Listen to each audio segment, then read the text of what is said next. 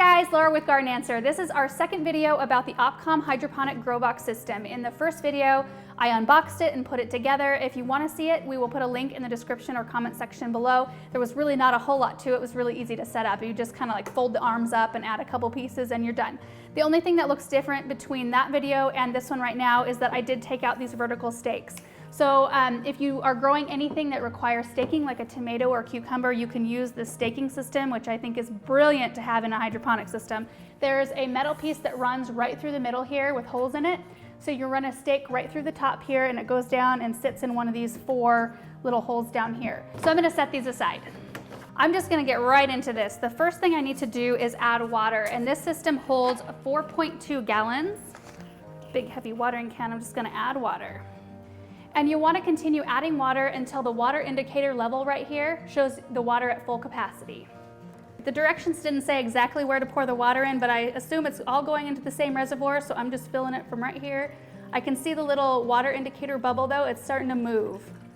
Okay, so I thought that the float might have to go all the way to the top, but in the guide it just shows it right above the red line. So I think we're just perfect, and it looks like the water is right below the plastic grate, like it almost comes right up to it. So I'm just gonna wipe off all this excess water and move on to the next step. Now I'm gonna turn the system on and make sure all the lights are working and the pump is working before I move on.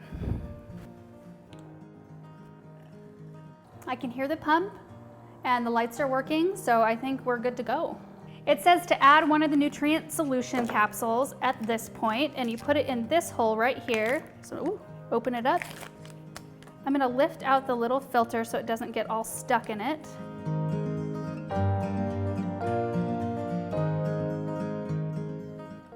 And dump it in.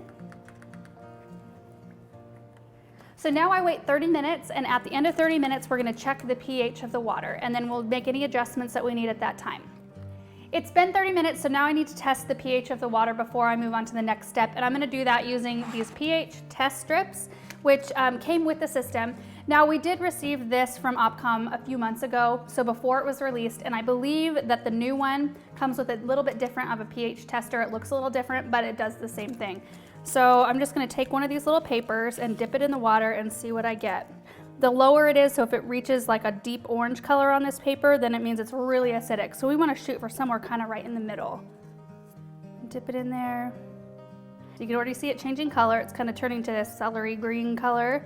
So on the pH scale here, this color goes right in at a number 7. So pH of 7, which is neutral, I believe.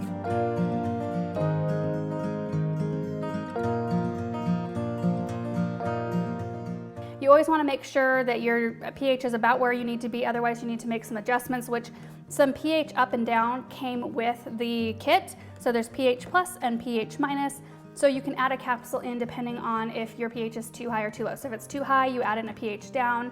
If it's too low, you can add a pH up. Also, it says to keep checking the water indicator level, and that way you make sure your water reservoir is high, because you don't want it to get too low, 1, for the plant's health, and 2, you don't want to wear your pump out. So, next step. I'll take one of these grow sponges, and I need to get them wet before I put them in their cells. I'm planning on planting up about 25. That's what the guide recommended if you're doing lettuce in particular. That way you make sure that they have room to grow and mature. I'm planning on doing mostly lettuce and a little bit of basil, so I'm gonna stick with the 25 cells. So I'm just gonna pop some of these off. So you can see right here, there's like little separations there, and you can easily pull them apart.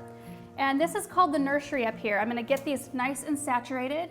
I'm just pushing the sponge down in there. You wanna start with the sponges being nice and wet. I'm gonna wring it out just a little bit. And now you wanna separate your sponges. So see, they're like 1 inch by 1 inch right here. Oh, I should mention, I got into some paint that I cannot get off. I was painting something at work, so like I'm not sick, I'm not hurt. This is just paint. You'll notice on each one of these sponges there's a little cut in the top and the bottom, and you'll want to make sure one of those is facing up, because that's where you put your seeds. So I'm just going to kind of divide up the space with these 25 cells, and you want to just make sure that you're putting the sponges right to the top level of the water. You don't want them really far down in there. You just want the water to barely touch the bottom. All right, I feel like I have them pretty well distributed in the spaces here. So the next thing you need to do is wipe your hands completely off, because I'm gonna be using the lettuce seeds that they sent. and they're in these capsules that disintegrate with moisture, so you want to make sure you're not touching them with wet hands. So what I'm going to do is plant some of these, and then also I've got some sweet basil, Genovese sweet basil here, and then I think I'm going to go with this outrageous romaine, this red lettuce, because this is a green. So we'll have a green and a red and some sweet basil. So I'll start with these capsules here. So let me show you what they look like. They're really little. There's several seeds in each capsule. So you take your capsule and then you use a pair of tweezers to hold your sponge in place, because you have to put a little pressure on these to get them in the little slit in the sponge, and you don't want to push that sponge down in the reservoir. So we're going to hold on to it with the tweezers right here, and then we're just going to gently push that lettuce seed capsule in, just like that. And for the seeds that don't have a capsule, I'm going to use the tweezers and put it in the sponge. I think this will work out, and kind of open it up and drop the seeds in. That worked perfect. So I'm going to plant probably 5 of the cells with basil and the rest with lettuce. Planting is all done, and what I decided to do was these back 2 rows are basil. This middle row is the red romaine lettuce, and then the front row is the green lettuce that's in capsules. And in 30 minutes, I'll be able to come in with my tweezers, and I'll be able to pop the top of that capsule right off, because the bottom will have disintegrated in that time, and it will have left the seeds right where they need to be, and the top of the capsule will just come right off. That way it doesn't impede the growth. So now what I'm going to do is fill the rest of the cells with the extra sponges. I'll probably have to use a few more of these over here as well.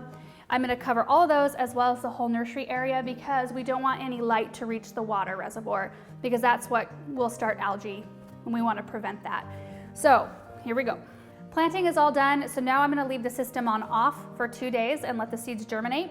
And at the end of 48 hours, I will turn it on auto, and that will control the lights and the pump. And I'll probably at that point move my lights down if there's any green showing, because I want the plants to be healthy right from the get-go. I don't want them to start to stretch from the very beginning. So I do plan on updating you guys throughout this whole process, so you can see how everything's growing, how it's looking, and when I'm able to harvest, how long it took. I'm really excited because it's starting to get really cold outside, and I'm not really able to grow much at all. So I did start with easy crops in the beginning. So I've got 2 different kinds of lettuce and the basil. And I hope that if this works out, that I can graduate to something a little bit more difficult. I would love to grow tomatoes inside in the wintertime. I did bring some of those seeds home to try after this experiment is done. So really excited for it. Make sure you're following us. Subscribe down below so you can see all of the updates that we do. And we'll see you in the next video. Bye.